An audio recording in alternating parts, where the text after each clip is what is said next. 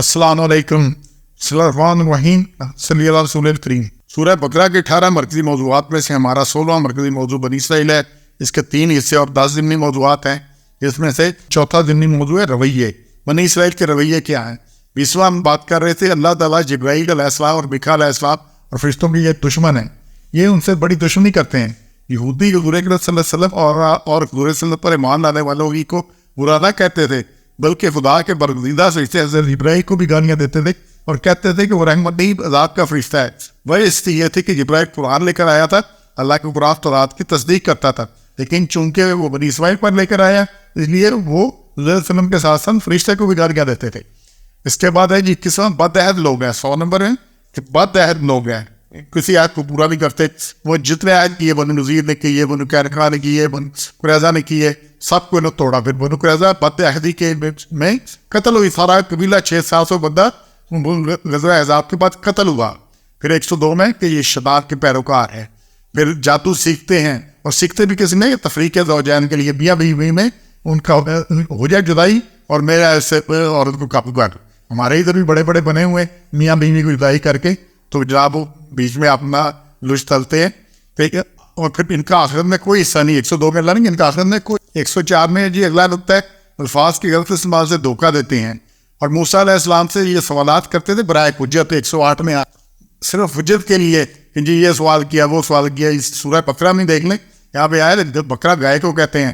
جب گائے کا ذبح کرنے کا بنی اسرائیل کو حکم دیا، یہ عمر کتنی ہو، یہ رنگ کیسا ہو، کرتی کیا ہو، یہ ہو، سوال پہ سوال حجت کرتے تھے۔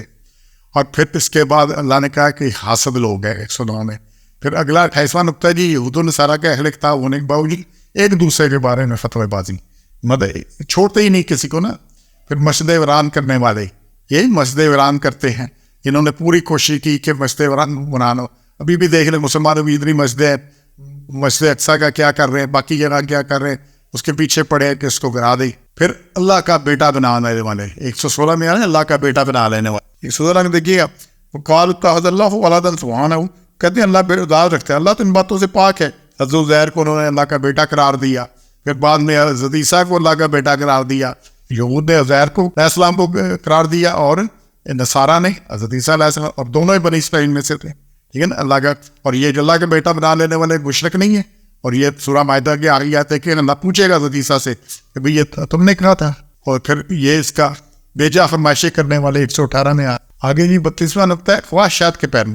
122 میں خواہشات، اپنے خواہشات کے تابع ہیں، اور اس میں اور ہرگز راضی نہ ہوں گے تو اسے یہود اور نصارہ جب تک تو تابع نہ ہوں ان کے دین کے، حتیٰ تتبع ملتہم، اللہ تو یہ اپنی خواہش، اگر بالفرض تو تابع داری ان کی خواہشوں کی بعد میں تجھ کو علم ہے تو یہ خواہ یہ اپنے خواہشوں کی پیروی کرنے والے ہیں۔ اور پھر اگلا نقطہ اہل کتاب کو علم ہے کہ اسلام حق ہے، پھر اہل کتاب کسی صورت میں حضور صلی اللہ علیہ وسلم کی پیروی کرنے والے نہیں ہیں۔ 145 میں اللہ نے کہا ہے خواہشات کے پیرو ظالم لوگ ہیں۔ 145 میں اللہ نے یہ بات کی ہے، یہ بڑے ہی ظالم لوگ ہیں، اور علم پر عمل نہ کرنے والے بے انصاف لوگ ہیں۔ اچھا جی جو بھی علم پر عمل نہیں کرتا وہ کیا ہے؟ بے انصاف۔ 145 خواہشات کی پیروی، تو ہم تو خواہشات کی پیروی نہیں کرتے، ہم تو اللہ کے حکم پہ چلتے ہیں، اللہ کے رسول کے حکم پہ چلتے ہیں، اور جتنا علم ہے اس پہ پورا کرتے ہیں۔ تو اس لیے یہ ہم نے سارے رویے 36 سے بتانے کا مقصد یہ ہے، ہم اس چیز کی توجہ کریں کہ جو بھی یہ کرے گا اس کا انجام ایسا ہی ہوگا۔ سبحان ربک رب العزت عما یصفون وسلام علی المرسلین والحمد للہ رب العالمین۔